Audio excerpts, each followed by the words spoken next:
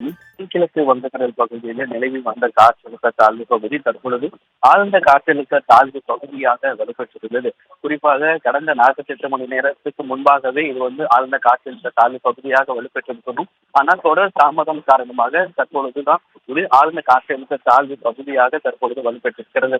தொடர்ந்து அடுத்த 24 மணி நேரத்திற்குள்ளாக மேற்கு வடமேற்கு திசையை நோக்கி நகர்ந்து இலங்கை தமிழ்நாடு கடற்கரை நோக்கி நகருவதற்கான வாய்ப்புகள் இருப்பதால் இந்திய வானிலை மையம் சொல்லியிருக்காங்க.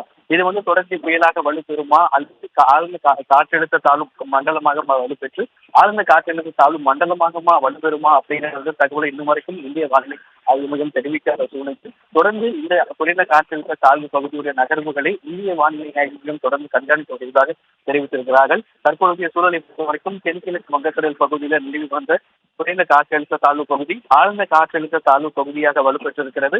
அடுத்த 24 மணி நேரத்தில் இது மேற்கு வடமேற்கு திசையை நோக்கி நகர்ந்து இலங்கை தமிழ்நாடு கடற்கரை அருகே நகர்வதற்கான வாய்ப்பு இருப்பதன் காரணமாக இன்று மாலை அல்லது நாளையிலிருந்து தமிழகத்திற்கான கனமழை குறிப்பாக வடகடலோர மாவட்டங்கள், டெல்டா மாவட்டங்கள், தென் மாவட்டங்கள் உள்ளிட்ட பகுதிகளில் கனமழைக்கு வாய்ப்பு இருப்பதாகவும் இந்திய வானிலை ஆய்வு மையம் தெரிவித்திருக்கிறார்கள்.